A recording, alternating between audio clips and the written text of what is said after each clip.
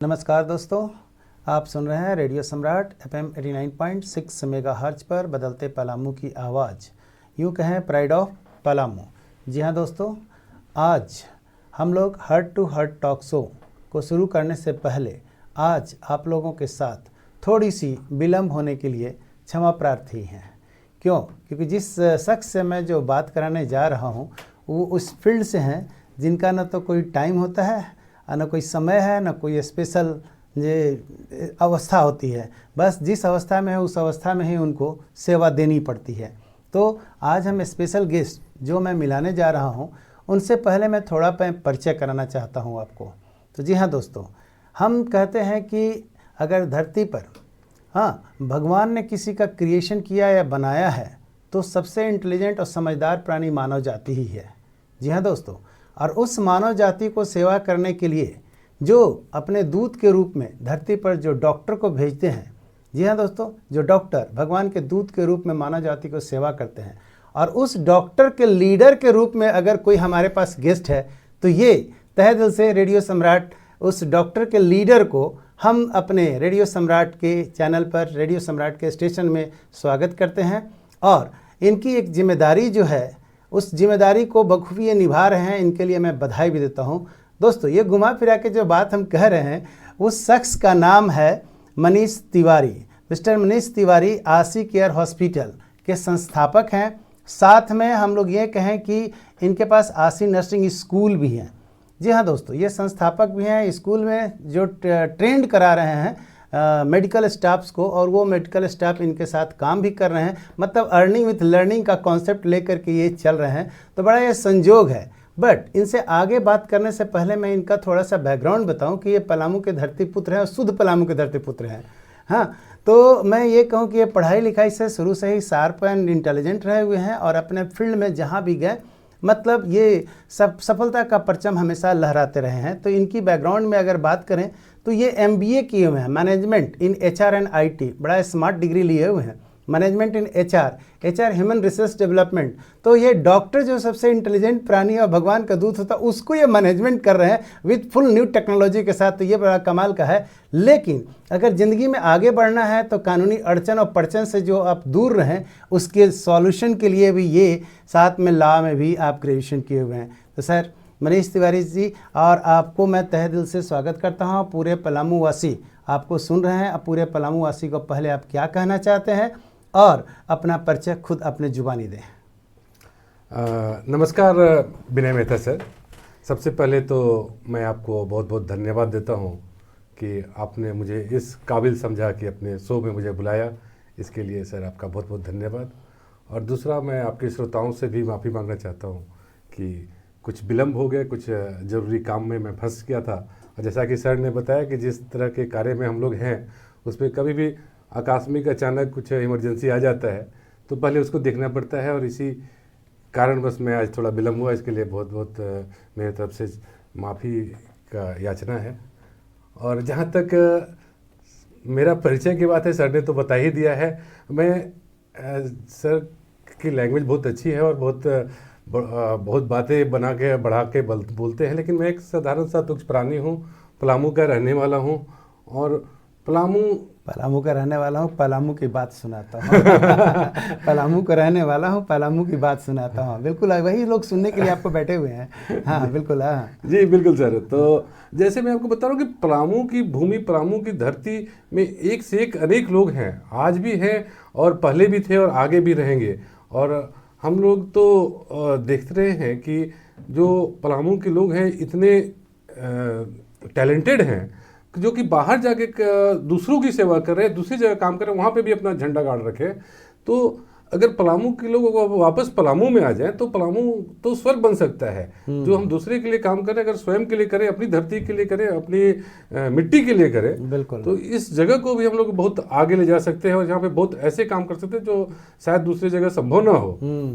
तो हमने भी अपनी पढ़ाई लिखाई की, जैसे आपने बताया MBA किया XISS रांची से, उसके पहले सेक्रेटरीट से पढ़ा, फिर डेवी में था। तो बहुत फिर कॉर्पोरेट में भी काम किया सर, आदित्य बिरला इंस्टीट्यूशन में 10 हाँ, साल बिरला ग्रुप के साथ आपने काम किया हुआ है और हमको लगता है हॉस्पिटल फील्ड में ही बिरला ग्रुप के साथ काम किए हुए हैं। जो आपका अनुभव जो रहा हमें लगता है यहाँ माइलस्टोन साबित हो रहा है जी, जी, आपको सेटअप करने में, क्योंकि एक स्टैंडर्ड पैमाना देख लेता है ना, तो उस पैमाना से ऊपर जाने का कोशिश करता है। जी सर, जी सर, ये तो काफ़ी अच्छा अनुभव रहा और वही अनुभव आज हमारे काम भी आ रहा है। 10 साल का जो कॉर्पोरेट अनुभव रहा है, जो एचआर में मैंने काम किया और बहुत क्लोजली मैंने देखा चीज़ों को, कैसे काम होता है, कॉर्पोरेट कल्चर क्या होता है, कैसे डेडलाइन को मीट करना है, कैसे टाइम पे अचीव करना है, क्या वैल्यूज़ को कैसे मेंटेन करते हैं, पैशन है, कमिटमेंट है, स्पीड है। तो वो सारी चीज़ों को हमने सीखा वहाँ पे लर्निंग हुई और उसके बाद जो एक्सपीरियंस है उस अनुभव को हमने फिर अपनी ज़िंदगी में उतारा और फिर हमने पलामू के लिए सोचा कि एक जो सबसे बड़ी समस्या रही है पलामू में, जो हम लोग शुरू से देखते आ रहे हैं कि यहाँ पे आपातकाल में, इमरजेंसी में क्या, तो एक बहुत बड़ा शून्य था। जब से मैंने देखा है कि अभी कुछ अचानक से किसी को कुछ हो जाए तो आपको सिर्फ रेफर का खेला चलता है, यहाँ से रेफर वहाँ, वहाँ से रेफर वहाँ, वहाँ से रेफर वहाँ, मतलब उसी रेफर में हाँ गॉन फॉरएवर हो जाता है। अगर आपके पास समय नहीं है, जो गोल्डन आवर है, राइट, जो गोल्डन आवर में जो पेशेंट को जो ट्रीटमेंट चाहिए उस समय वो ट्रीटमेंट नहीं मिल पाया तो फिर वो समय चला जाने पे कोई उसका महत्व नहीं रह जाता और उस व्यक्ति का फिर इलाज अगर सही नहीं हो पाए तो हम लोग अक्सर देखते हैं लातेहार से, कुड़ू से, चंदवा से वापस आना पड़ता है। हमारे पास दुर्भाग्यवश ऐसी व्यवस्था नहीं थी स्वास्थ्य सेवाएं में पर्टिकुलरली कि हम लोग किसी को पलामू में ट्रीट कर सके, तो रांची, बनारस, पटना, ये एक था।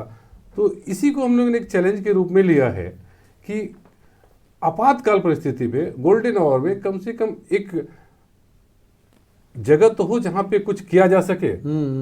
और हम लोग ऐसे लोगों को कैटर कर रहे हैं जिनके पास समय नहीं है, जिनकी आकस्मिक कुछ दुर्घटना हो गई है और उसको हेल्प करने के लिए, उस गोल्डन आवर को मैनेज करने के लिए एक इसी कंसेप्ट के साथ हमने सर एक मल्टी स्पेशलिटी हॉस्पिटल खोला पलामू में। तो आशी life care hospital multi speciality hospitals हैं जी सर। इसमें सारे स्ट्रीम्स को आप लोगों ने कोशिश किया है कि बेहतर से बेहतर हम लोग दें। इसीलिए आपके ऊपर एक लाइन शूट करता है, रोते हुए आते हैं सब, हंसता हुआ जो जाएगा, है ना। तो आपका हॉस्पिटल में जो लोग एंट्री मारते हैं जनरली दुखी रहते हैं, मुंह लटकाए हुए आते रहते हैं, और जब बेहतर आप कर देते हैं, इलाज ठीक हो जाती है, तो हमें लगता है हंसता हुआ जो जाएगा। जी जी जी। तो उस समय जो आपका लेवल ऑफ सेटिस्फेक्शन होता होगा वो तो कमाल का होता है। तो मनीष जी, जीवन एक अवसर है ना, और इस अवसर में हम लोग कहते हैं श्रेष्ठ बनने का, श्रेष्ठ करने का और श्रेष्ठ पाने का ना। तो श्रेष्ठ तो आपने पढ़ाई लिखाई करके बन गए हैं, श्रेष्ठ करने का, हाँ, तो हमको लगता है श्रेष्ठ कर रहे हैं और श्रेष्ठ पाने का, वो पाने वाला बात तो बाद में आएगा आपको समय के साथ। तो अभी श्रेष्ठ करने में आप अपने हॉस्पिटल में क्या क्या श्रेष्ठ चीज़ करने जा रहे हैं जो औरों से आपको हट करके, और ये कहेगा कि पलामू का जो आप मिट्टी का कर्ज जो है उतारने का जो सोच रखा है बहुत कुछ करने के बाद में, वो आप कैसे इसको जस्टिफाई करते हैं? जी सर, जैसा आपने कहा, व्यक्ति अपने कर्मों से महान होता है और इसी कड़ी में हम लोग धीरे धीरे अब सुपर स्पेशलिटी की ओर बढ़ रहे हैं। जो सुपर स्पेशलिटी की सुविधा जो डाल्टन में नगण्य थी, जो बिल्कुल नहीं थी, अब आप देखिए हमारे यहाँ बहुत ही यंग और एनर्जेटिक डॉक्टर्स की टीम है, पूरे पैरामेडिकल है जो किसी भी तरह के केस को टेकअप करने के लिए तैयार है। हमारे पास न्यूरो सर्जरी जो एक स्वप्न था पलामू के लिए, हाँ, ब्रेन खोल के सर्जरी कर देना, क्रेनोटोमी करना, हम लोग 10-12 क्रेनोटोमी कर चुके हैं सर। और ब्रेन एक गला रेता हुआ केस है, गन शॉट है, असॉल्ट केस है, जो कोई जनरली टेकअप नहीं करते हैं, रेफर टू, चलो भैया चलो, सब रेफर हो जाता है। लेकिन अगर आप खुद ही सोचिए, अगर सब कोई रेफर कर देगा तो पेशेंट बचेगा कहाँ, क्योंकि उसके पास उतना समय ही नहीं है कि डाल्टनगंज से वो रांची पहुँच पाए। अगर भगवान भरोसे पहुंच गया तो ठीक, नहीं तो फिर उसकी तो जान चली जाएगी। राइट। तो किसी न किसी को तो ये जोखिम लेना ही था। और पलामू के मैं बाकी लोगों से भी आपके माध्यम से अपील करना चाहता हूँ, बाकी डॉक्टरों से भी करना चाहता हूँ। यहाँ के लोग थोड़े से हिचकते हैं, डॉक्टर्स खासकर सक्षम होते हुए भी जानते हैं कि हम ये केस कर लेंगे, लेकिन थोड़े हिचकते हैं कि इस तरह का केस करने में बहुत रिस्क होता है, रिस्क होता है। लोग थोड़ा सा न्यूसेंस जो क्रिएट करते हैं ना, हमको लगता है ये भी डरने का बहुत बड़ा कारण है, एक बहुत बड़ा डर का कारण है। क्योंकि मेडिको लीगल केस है, सोचता है कौन माथा दर्द लगाने जाए, छोड़ दो, रेफर कर दो। तो हमने उस चैलेंज को सर लिया है और हमारे डॉक्टर्स की जो टीम है उन्होंने इस बात को समझा है कि नहीं हम लोग इस केस को कर सकते हैं यहाँ पे, और हमने प्रशासन का भी काफ़ी सहयोग मिला है। और मैं कितनी ऐसा केस प्रशासनिक सहयोग एंड लीगल हर्डल्स को हटाने का तरीका, जी सर, अगर हमको लगता है कि मेडिकल प्रैक्टिस जब कोई करता है या कोई हॉस्पिटल, तो हम लोग दो चीज़ से बहुत ज़्यादा न्यूसेंस पैदा होता है। एक तो पब्लिक होता है पेशेंस नहीं रख पाती है, भाई डॉक्टर के यहाँ जाएगा तो डॉक्टर तो बेस्ट करेगा ही करेगा कि उसको बचाना है, लेकिन कई बार होता है कि एक ऐसा अफादफी रहती है ना कि मारपीट पे उतर जाती है। बिल्कुल, और वो मारपीट जो होता है ना, किसी भी डॉक्टर को ईगो पे आ जाती है, तो वो केस टच नहीं करना चाहता है। एग्जैक्टली। तो हमको लगता है कि पेशेंस अगर आया है ले करके रोगी को या किसी पेशेंट को, तो गार्जियन को थोड़ा समझदारी दिखाना चाहिए, क्योंकि यही जब बाहर कॉर्पोरेट में चले जाते हैं ना, तो उनको झांकने का मौका नहीं मिलता, बस इलाज होती है यहाँ पे। यहाँ पर तो सब लगता है कि हम देखिए लेंगे, हम अपना चेहरा चमकाइए लेंगे। थोड़ा इससे बचने की जरूरत है। साथ में प्रशासन जो आप कहें आपको सपोर्ट मिल रही है, तो ये आपके लिए बहुत बड़ी बात हो सकती है कि आप तो खड़े हैं ही, आपके साथ प्रशासनिक भी है, क्योंकि लगता है कि आप कहीं ना कहीं ऑनेस्टी मेंटेन किए हुए हैं प्रशासन के साथ में, लोगों के साथ में। तो ऐसा कभी आपके पास केस आया जो कि आया एकदम बाह चढ़ाते हुए, हाँ मनीष जी आज तो ये नहीं, अगर कैसे मर गया, कैसे डेथ हो गया, ऐसा कभी नौबत आई जिसमें कि एकदम तू मैं जबरदस्त हो गया, उसको कैसे टेकल किया आपने? जैसे ऐसा एक नहीं कई बार हुआ है सर। अच्छा। लगभग हर कुछ दिन के बाद ऐसा केस आता ही आता है। कई बार किसी खासकर इस तरह के असॉल्ट केस में है, या मेडिको लीगल केस है, या कोई कॉम्प्लेक्स केस है, अगर MI केस है, हार्ट अटैक है, ब्रेन हेमरेज है, तो इस तरह के केस में लोग आते हैं, और जो तरह तरह के साथ में जो एसोसिएट होते हैं, तो बड़ा धमकी देना या डांटना या अपना प्रभाव दिखाना। तो लेकिन हम लोग उस चीज़ को टैकल करने का हम लोगों ने एक रास्ता निकाल लिया है। हमने सीधा बोले कि आपको अगर आप कोऑपरेट कीजिएगा तो हम लोग इलाज करेंगे, नहीं तो हम लोग नहीं कर पाएंगे। दूसरा, हम लोग तुरंत थाना को इन्फॉर्म कर देते हैं, पुलिस को, कि इस तरह के केस है। उधर से भी आपको रिस्पांस अच्छा मिलता है। आपको मैं बताते हुए बहुत खुशी हो रही है कि अभी तक मुझे प्रशासन का बहुत अच्छा सहयोग मिला है। बहुत अच्छा, तो ये कमेंडेबल है, कमेंडेबल है। मैं तो इनको धन्यवाद देता हूँ राइट कि इन्होंने इस बात को समझा है, क्योंकि कोई भी आदमी व्यर्थ का लफड़ा मोल नहीं लेना चाहता। हम इलाज भी करें और मार भी खाएं, ऐसा बेइज्जत भी होगा, इलाज भी करें बेइज्जत भी होगा, ऐसा कौन करेगा? लेकिन हम सभी से यही अपील करते हैं कि ऐसा नहीं कि पलाऊ में ये नहीं हो सकता है, ये कर सकते हैं हम लोग, और ऐसा करके दिखाएंगे, और उस रांची, पटना और बनारस से कम पैसे में करके दिखाएंगे, अच्छी सहूलियत के साथ करके दिखाएंगे। हम लोग के अंदर भी ये टैलेंट है। आप दो चीज चाहिए यहाँ के लोगों को, एक विश्वास और दूसरा धैर्य रखें। अगर थोड़ा धैर्य रखें और अपने डॉक्टर पर विश्वास रखें, तो बिल्कुल हम लोगों ने ऐसा ऐसा केस किया है सर, जो अच्छे अच्छे मेडिकल कॉलेज में लोग टैकल नहीं करते। जैसे वो जो एक केस हुआ था सर, पूरा गला काट के फेंक दिया था। अच्छा। जपला में एक पेशेंट था जिसके अपराधियों ने मार के गला काट दिया था और मरने के लिए फेंक दिया था। अच्छा। पेशेंट रात में 11 बजे मेरे पास आया। हम लोग रात भर पूरी टीम हम लोग लगे रहे, 6-7 डॉक्टरों की टीम पूरी रात, उसके सर 6-6.5 घंटे तक ऑपरेशन चला। और आज मुझे बताते हुए बहुत हर्ष हो रहा है कि वो व्यक्ति अभी बिल्कुल ठीक है, जिंदा है, स्वस्थ है, और उसका अभी भी इलाज जारी है। अभी घर चला गया, अभी भी चेकअप में आते रहता है, और आगे भी इलाज उसका रांची रिम्स में और दूसरी जगह हो रहा है। लेकिन हम लोग उस समय अगर हम भी डर जाते या हम भी मना कर देते, तो व्यक्ति आधा घंटा से ज्यादा सर्वाइव भी नहीं करता। मतलब तो लगता है खाली उसका जो वो पीछे वाला जो नर्व होता है ना, वही जुटा होगा, बाकी सब कटिए गया होगा, सब सारे भेन कट चुके थे, बच गया। अगर नर्व कट गया होता तो राम नाम तो हो जाता, सारा भेन लगभग कट चुके थे सर। अच्छा। तो ऐसे डॉक्टरों की एक टीम है सर। हमारे पास न्यूरो सर्जन है डॉक्टर रवीश कुमार, जो हर तरह के केस यहाँ पे हैंडल कर रहे हैं। उसके अलावा और भी हमारे कार्डियोलॉजिस्ट हैं, 3 कार्डियोलॉजिस्ट हमारे हॉस्पिटल में आते हैं सर। तो किसी भी तरह का MI है, हार्ट अटैक है, हार्ट फेलियर है, तो इस तरह की चीज़ों को तुरंत हैंडल कर सकते हैं। राइट। और हमारे पास यूरोलॉजिस्ट हैं। तो इस तरह की ऐसी सुविधाएं जो पहले बड़े अस्पतालों में होती थी, जो बड़े शहरों में होती थी, वो सारी सुविधाएं देने का हम लोग प्रयास कर रहे हैं। और साथ ही साथ हम लोग भविष्य में जो सुविधाएं अभी यहाँ पे उपलब्ध नहीं है, जो हमारे हॉस्पिटल में भी नहीं है, तो मैं आपके माध्यम से ये लोगों को आश्वस्त करना चाह रहा हूँ कि बहुत जल्दी हम लोग एक ही छत के नीचे सारी व्यवस्था, सारी जांच, किसी भी पेशेंट को, किसी भी मरीज को बाहर जाने की जरूरत नहीं पड़ेगी। राइट। जितने भी टेस्ट होते हैं, हाई लेवल के MRI हो गया, ये मतलब सारा टेस्ट हम लोग यहीं पे करेंगे। बिल्कुल। और दूसरी बात, ये अफोर्डेबल रेट पे करेंगे। ये हमारा सबसे इस पे मेरा हाँ, ये बहुत अच्छी बातें हैं कि बाहर जब जाते हैं इलाज कराने तो जनरली अटेंडेंट को रहने खाने व्यवस्था करना आधा कॉस्ट तो उसमें जाती जी, है, जी, आधा जी। ट्रीटमेंट में जाता है तो आधा इधर, और बचा खुचा परेशानी एकदम इतनी ज़्यादा रहती है कि पूरे फैमिली तबाह हो जाती जी, है। बिल्कुल। अगर हमको इन सिटू अपने जगह पे ये चीज़ मिले तो ये वाला में सहूलियत मिल जाएगा बिल्कुल बिल्कुल। ना। और दूसरा है कि यहाँ मैन पावर भी लिटिल बिट बाहर के तुलना में हाँ, कम है। हाँ। दूसरा है कि ना रेंट भी आप यहाँ देखेंगे तो बड़े शहरों की तुलना में कम हाँ, है, हाँ। तो लागत ऑफ कोर्स कम आएगी, कॉस्ट ऑफ लिविंग कम है यहाँ पे। कॉस्ट ऑफ लिविंग कम है। तो हमको लगता है कि जो ये- काम बड़े शहरों में बड़े पैसे पर सेम चीज होती है वही काम अपने शहर में ना अफोर्डेबल कॉस्ट पर बहुत बेहतर ढंग से इलाज किया जा बहुत सकता है। अफोर्डेबल कॉस्ट पे कर सकते हैं। बस थोड़े से संयम की आवश्यकता है, थोड़ा कॉपरेशन की आवश्यकता है। और मैं आपको बता रहा हूँ ये हम इसलिए अचीव कर पा रहे हैं क्योंकि ये हम लोगों ने पूरी ट्रांसपेरेंसी मेंटेन की है।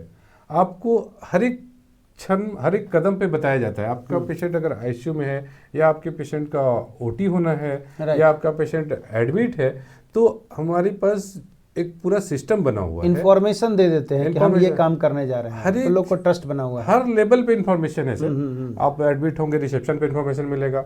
हमारे पास हमारे हॉस्पिटल मैनेजर हैं, वो भी डॉक्टर हैं, तो वो आपकी सारे टेक्निकलिटी को, आपके सारे क्वेरीज को दूर करते हैं। जो ट्रीटिंग डॉक्टर है आप उनसे मिल सकते हैं, जो स्पेशलिस्ट हैं, सुपर स्पेशलिस्ट हैं, आपको कोई समस्या तो या कुछ जानकारी है तो वो तुरंत आपको बताएंगे।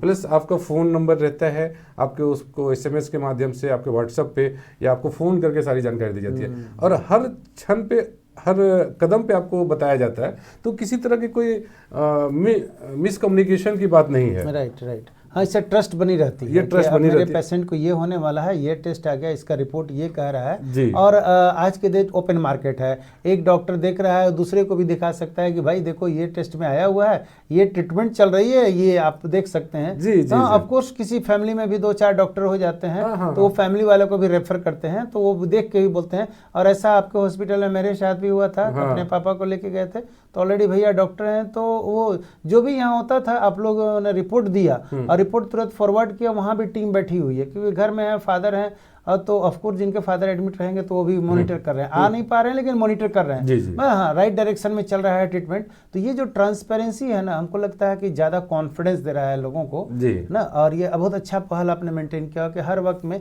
ये हम करने जा रहे हैं, इसके पहले में आपका मंशा क्या है, आप इसको कैसे देख रहे हैं। तो गार्जियन को फेथ में लेकर के बहुत अच्छी चल रही है और वहाँ लोग जो अटेंडेंट होते हैं वो भी सेटिस्फाइड होते हैं। हम तो कहते भी हैं कि आप प्रिस्क्रिप्शन ले लीजिए, इसका फोटो कॉपी ले लीजिए, फोटो खींच लीजिए। आपको अगर किसी तरह का कुछ समझना है, किसी और से भी सेकंड ओपिनियन, सेकंड ओपिनियन लेना, तो आप किसी और से भी पूछ सकते हैं, दूसरे डॉक्टर से भी सलाह कर सकते हैं कि आपका ट्रीटमेंट राइट डायरेक्शन में जा रहा है या उनका क्या कहना है। ये हमारे लिए भी हेल्पफुल होता है। कई बार कुछ बोलते हैं कि इसमें हम मेरा ये कहना है या हम इस तरह से सोच रहे हैं, तो हमारे लोगों को भी एक बहुत मददगारी साबित होता है। तो हम इसमें कुछ हाइड एंड सीक नहीं है, जो है सब आपके सामने है और आपके नज़र के सामने है और आपके अधिकार क्षेत्र में है। आप कहेंगे तो सही बात, आगे बढ़ेंगे, नहीं कहेंगे तो हम लोग नहीं। कई बार देखे हैं मल्टी स्पेशलिटी हॉस्पिटल में कुछ क्वेश्चंस कर दीजिए तो किनके सर कहने से काम किया, तो नरेंद्र मोदी ने कहा इसीलिए कर रहे हैं।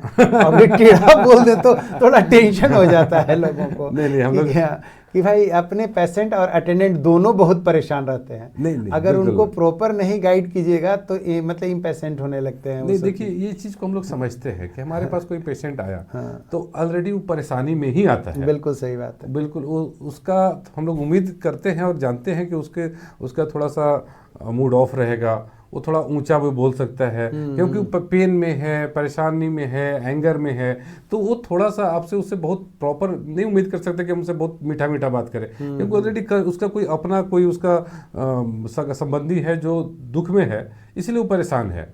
तो लेकर के आया है तो उससे बहुत ज़्यादा हम लोग कोशिश करते हैं कि हम लोग अपना आपा न खोएं और उनसे बहुत प्यार से सारी बातें और फॉर्मली समझाते हैं कि आपको ये परेशानी है, ये चीज़ करेंगे। अच्छा, कई बार देखिए शुरुआत में लोग भले ही गुस्से में आते हैं, लेकिन जब देखते हैं कि मेरा पेशेंट ठीक हो रहा है तो वही आदमी बड़ा प्यार से आके बोलता है कि सर बहुत प्यार से चीज़ें पलट जाती हैं, बहुत अच्छा किया है, बहुत खुश होके जाता है यहाँ से। हाँ, वही है। उस समय जिस समय लोग इरिटेटिंग है, टेंशन में है, मैनेजमेंट को भी बहुत पोलाइट होना पड़ता है। हमारे हॉस्पिटल की यही खासियत है सर यहाँ पे जो भी स्टाफ है हमारे, दो चीज़ के लिए हम लोग जाने जाते हैं, और हम लोग ने बाकी लोगों से भी यही अपील करते हैं, आम जनता से भी यही अपील है कि आप हॉस्पिटल में जाएं तो सबसे इम्पोर्टेंट चीज़ होता है हाइजीन मेंटेन करना। तो इस हॉस्पिटल को हम लोगों ने एक चैलेंज के रूप में लिया है कि हाइजीन को पूरी तरह से मेंटेन करेंगे, उस पर कोई कंप्रोमाइज़ नहीं करेंगे। सर अगर आप मेरा भाई भी कर गया तो मैं उसको बोलूँगा कि नहीं, आपको आईसीयू में जाना है तो चप्पल बाहर खोल के, जूता खोल, स्लीपर पहन करके, जो हॉस्पिटल का प्रोटोकॉल है उसको मेंटेन है, उसको फॉलो, हाँ, हैंड वॉश करके, हैंड रब करके तब जाना अंदर। बिल्कुल बिल्कुल बिल्कुल। तो इसमें हम किसी को अलाउ, कई बार लोग हमसे गुस्सा भी हो जाते हैं, लेकिन ये समझने वाली बात है कि ये आपके पेशेंट के लिए, भलाई के लिए है, आपके पेशेंट के लिए है, बेहतरी के लिए है, ये आपकी बेहतरी के लिए है। सही बात है। और हमारे स्टाफ के मन कोई भी ठीक है, हम समझते हैं उसका दुख में है, दर्द में है, गुस्से में है, तो आपसे हो सकता है कई बार हमसे अच्छे से बात ना करे, लेकिन हमको ये समझना है कि हमें अपना आपा नहीं खोना है, और हम उनको बहुत प्यार से और अच्छे से हैंडल करते हैं। बाद में उसको अपने व्यवहार के लिए माफ़ी भी मांगते हैं, तो हमें कि चलो हम लोग चूँकि इस बात को हम लोग समझते हैं तो हम लोग कोशिश करते हैं कि लोगों को अच्छे से ट्रीट करें और यहाँ से खुश होकर जाएं, तो वही हमारा सबसे बड़ा इनाम होता है। सही बात है। तो अच्छा ये बताइए कि आपके यहाँ जैसे मैं गया तो सारे लोगों का बिहेवियर तो अप टू द मार्क था, इसमें इपट नहीं थे। डॉक्टर्स को मैंने देखा कि काफ़ी लोग यंग हैं, एनर्जेटिक भी हैं, और आपका स्टाफ भी देखे एकदम, जो पैरामेडिकल और पैरामेडिकल वाले लोग जो थे वो भी यंग है, लेकिन जिस हिसाब से सुई ठोक रहे थे ना गार्जियन को हमारे, वो बड़ा कॉन्फिडेंस देख करके लगा कि यार ये they are doing very fast and confidently, इसका मतलब इनको काम आता है। डर नहीं रहे थे जब सीरियस थे तब भी। तो ये सब जो डॉक्टर का सिलेक्शन आपने कैसे किया है? सर ये जो जितने भी स्टाफ हैं और जो डॉक्टर्स हैं, ये सारे स्किल्ड है। पहले तो ये क्वालिफाइड हैं, जो भी आपके हैं, और हमको लगता है कुछ बाहर लोग काम किए इसलिए हाथ लगता है क्लियर था। हाँ, ये मेरे को देखने से लगा। एक तो स्किल्ड हैं और सबका अनुभव ही है। आपको देखने में भले ही यंग लग रहे हैं, आपने बोला यंग, एनर्जेटिक एंड एक्सपीरियंस्ड, मैं उसमें ऐड करना चाहता हूँ कि ये अच्छे अच्छे जगह पे काम करके आए हैं। राइट। इनका हाँ भले ही कम अनुभव है लेकिन अनुभवी हैं, अनुभवी, और अच्छी जगह पे बड़े अस्पतालों में काम किया है, तो ये कॉन्फिडेंस उसी का देन है। राइट। और अपने अस्पताल में काम करते करते भी इतना केस देख लिया, इतना दिन से कर रहे हैं कि ये अब ये रोजमर्रा की बात हो गई है। रोजमर्रा की बात हो गई। कोई भी हमारे यहाँ इंट्यूबेशन करना हो, वेंटिलेटर पे डालना हो, तो ये बड़ा हमारा जो आईसीयू स्टाफ है, सिचुएशन के अनुसार से तुरंत लोग डिसीजन तुरंत डिसीजन लेना है। पेशेंट की जान बचानी है सबसे पहले। अब बाकी फॉर्मेलिटीज होते रहेगा। हम लोगों ने बोल रखा है कि जो सीरियस केस है, इमरजेंसी केस है, भले एमएलसी केस है, भले हम थाना को सूचना देते रहेंगे, हम बाकी कागजी कार्रवाई करते रहेंगे, आधार कार्ड पेपर सब बनाते रहेंगे, लेकिन सबसे पहले तो मरीज की जान बचानी है। तो उस समय उसको बिना देर किए तुरंत आईसीयू में लेके, इमरजेंसी में लेके आते हैं, और जो बन पड़ता है उसमें हम लोग किसी के लिए रुकते भी नहीं है। बताते हैं कि ये करने जा रहे हैं, ऑक्सीजन लगाना है, इसको ये करना है, ये इंजेक्शन देना, वो ताकि जो कीमती समय है वो व्यर्थ ना जाए। उसके बाद फिर हम लोग जो कागजी कार्रवाई होती है वो बता के, हाँ ये जरूर बता दिया जाता है अटेंडेंट को कि ये करने जा रहे हैं। कई बार इसमें रिस्क भी होता है, कई बार हम लोग ये एक्सप्लेन भी कर देते हैं कि हो सकता है कि इससे ये कॉम्प्लिकेशन हो सकता है नहीं भी हो सकता है, बचे हो सकता है नहीं बचे। तो पेशेंट का कंसेंट तो एक जरूरी बात है, बता दिया जाता है, लेकिन हम लोग उसमें देर नहीं करते। और अगर किसी को कोई आपत्ति है तो फिर देर करना है या कोई पता नहीं यहाँ नहीं कराएंगे, तो भाई आपकी मर्जी, आप बिल्कुल अगर चाहते हैं कहीं और ले जाना तो भी ले जाइए, लेकिन उसमें भी देर मत कीजिए। जो करना है तुरंत कर दीजिए। लाइफ सेविंग अगर कहीं आपको लग रहा है तो ऐसे कोशिश तो ये करना है, क्योंकि आपकी कोशिश एक सही डायरेक्शन में चल रही है।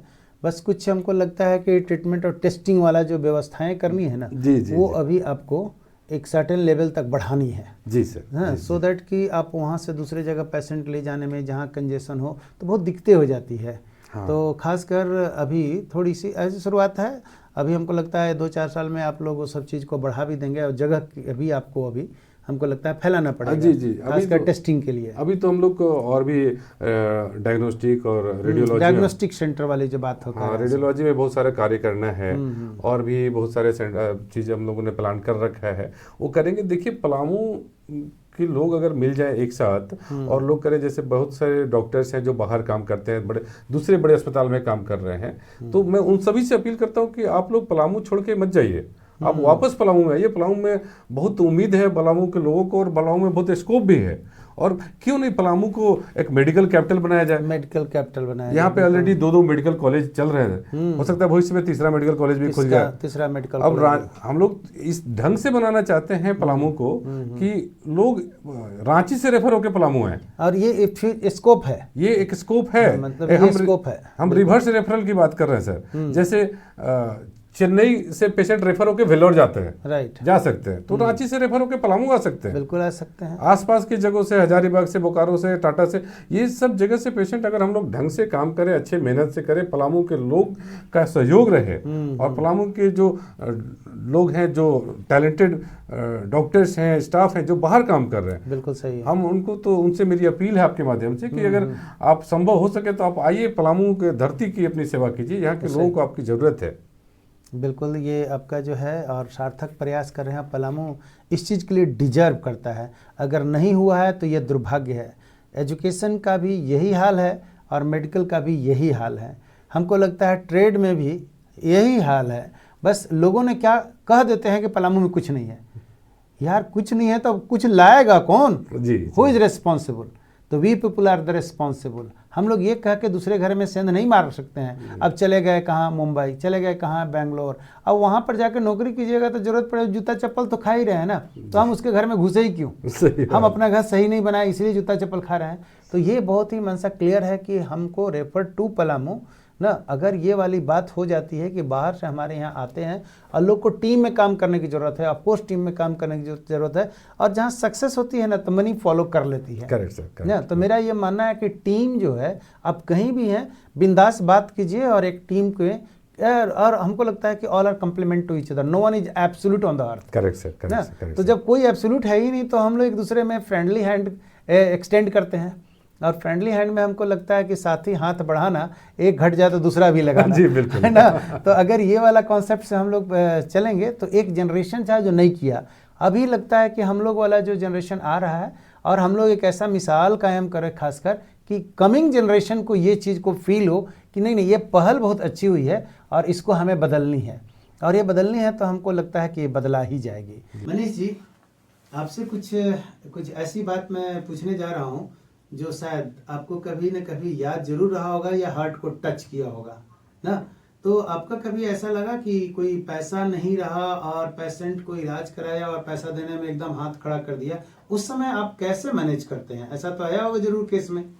ऐसा एक नहीं कई बार आया है, और हम लोगों का ये प्रयास रहता है शुरुआत से, जिस दिन से हमने हॉस्पिटल के इस क्षेत्र में कदम रखा लोगों का इलाज करने के लिए, तो एक मोटिव ये था कि पैसे के अभाव में किसी का कोई इलाज से वंचित न रहे। अगर किसी के पास नहीं भी है पैसा तो ऐसा नहीं कि हम उनका इलाज नहीं करेंगे, उसमें बस थोड़ा सा सहयोग की आवश्यकता है। जैसे हम लोग बहुत सारी इसके, जैसे गवर्नमेंट का, भारत सरकार का एक आयुष्मान भारत स्कीम है, जो सारे स्कीम के बारे में थोड़ा विशेष प्रकाश से डालें कि क्या क्या फैसिलिटीज हैं। तो सर हम लोग आयुष्मान भारत स्कीम से इम्पैनल्ड हैं।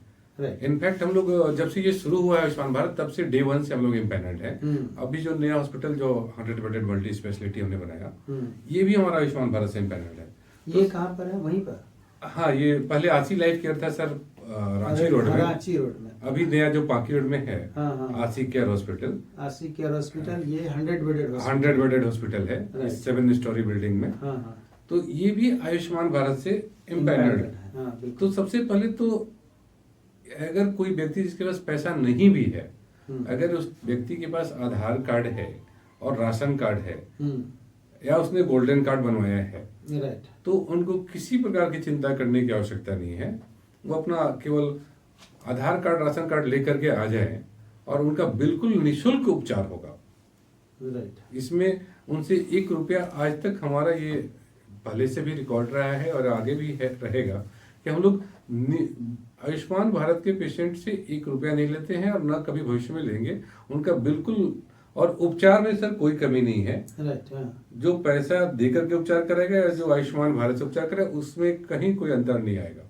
आयुष्मान भारत के जो प्रोटोकॉल, यहाँ इंटरप्ट करेंगे लोगों के लिए कि आयुष्मान भारत में जो बेनिफिट मिलता है, कुछ सर्टेन टाइप का डिजीज रोग के लिए है, या किसी भी तरह का ऑपरेशन या डिजीज हो तो सब में उसकी बेनिफिट मिल जाती है? कुछ कैटेगरी है क्या इसमें? हाँ सर, ये इसमें कैटेगरी है, किस हॉस्पिटल को किस चीज के लिए परमिशन मिला है, उस हॉस्पिटल में क्या क्या स्पेशलिटी है, किसने उसमें उस हॉस्पिटल ने कितने स्पेशलिटी का अप्लाई किया और कितने स्पेशलिटी के लिए उनको अप्रूवल मिला, उसी स्पेशलिटी का ये इलाज कर सकते हैं। तो जैसे हमारे यहाँ पीडियाट्रिक्स में है, न्यूनेटल में है, गायनोको में, गायनी में सर आयुष्मान के सर्टेन पार्ट को उन्होंने रिजर्व रखा है। अच्छा। जैसे LSCS है, सिजेरियन डिलीवरी है, ये सब केवल सरकारी अस्पताल में हो सकता है। राइट। जैसे यूट्रस रिमूवल है, TH है, BH है, ये सारी चीजें केवल सरकार ने अपने लिए रिजर्व रखा है, या सरकारी अस्पताल में हो सकता है, प्राइवेट हॉस्पिटल को ये नहीं दिया गया।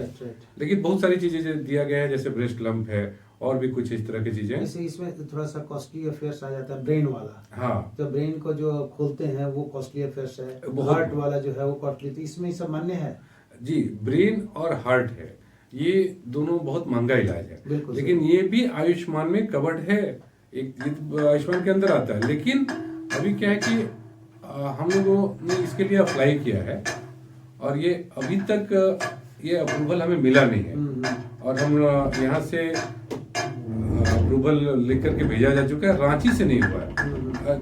मैं अभी रांची हम लोग जाने वाले हैं, जो पूजा के बाद जाएंगे, तो इसमें मिलना है वहाँ के अधिकारी से, हेल्थ सेक्रेटरी महोदय से भी मुलाकात होनी है।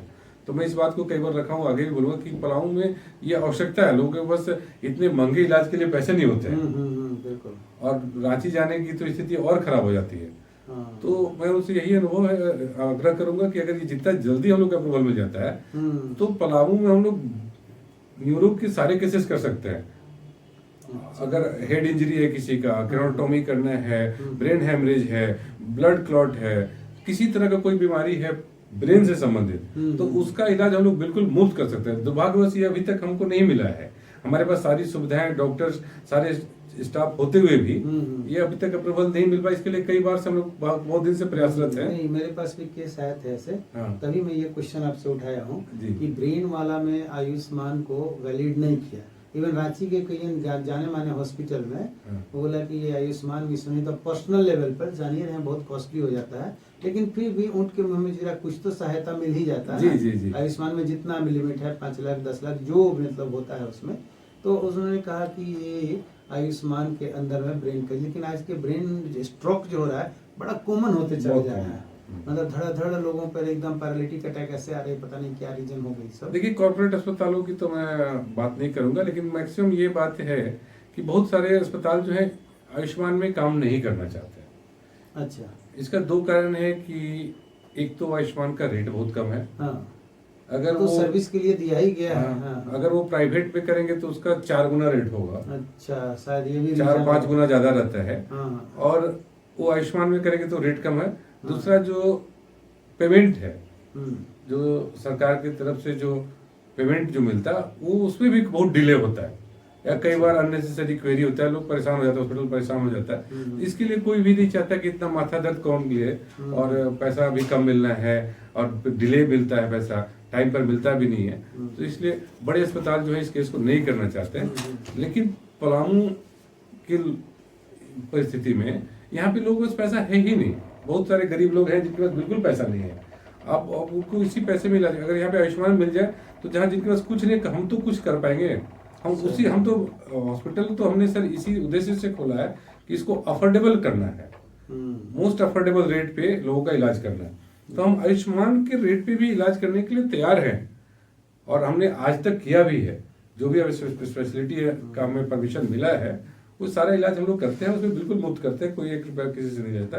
कई कारण है जो आयुष्मान को लेकर के बड़े हॉस्पिटल ससेप्टिव रहते हैं, बड़े हॉस्पिटल थोड़ा डरते हैं ना, और थोड़ा टाइमली पेमेंट नहीं होता, उन लोग हार्ड कैश चाहिए है ना। जो yes, कॉर्पोरेट वाले होते हैं वो तो पेशेंट थोड़ी देखते हैं, तो मुल्ला समझ लेते हैं। तो पैसा अच्छा आया है, पैसा लाख रुपया दे का 2 लाख 10 लाख दे के जाएगा।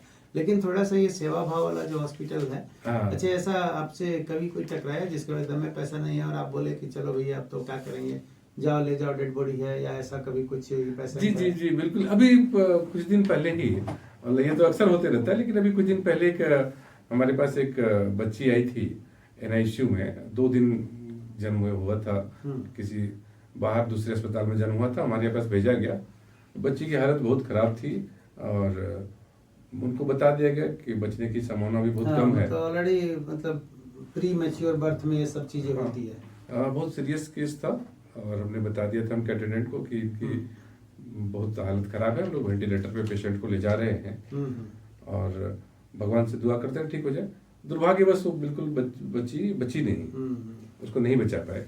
और उसके जो गार्जियन थे, उसके एक बाबा थे जो उसके पिता कहीं बाहर काम करते हैं। अच्छा। और उसके दादाजी थे साथ में, तो उनको बताया और रात में बच्ची की डेथ हो गई और इनको बता दिया गया। इन लोगों को भी पता था पहले से कि ऐसा हो सकता है। हाँ, मतलब टेंडिंग टू फिनिश वाली बात है। हाँ।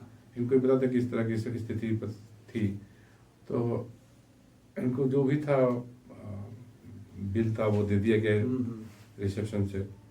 ये बोले कि ठीक है हम आ रहे हैं। अच्छा, उसका लड़की का पापा बोले? लड़की के फादर बोले कि हम आ रहे हैं, राइट, पैसा निकाल के आ रहे हैं तो ले जाइए।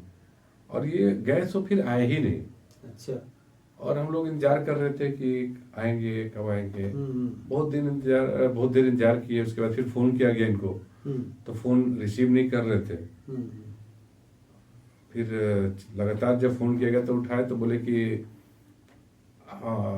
बड़ा ही आप लोग को बताते हुए मुझे खराब लग रहा है। कभी मारने की बात हो जाती है ना, तो ये बहुत ही खेदजनक बात है। उन्होंने बोला कि हम आएंगे नहीं, आप उसका बॉडी जो है उसको फेंकवा दीजिए कहीं, और मेरे पास पैसा नहीं है, आप उसको किसी उठा करके कहीं बॉडी फेंकवा दीजिए।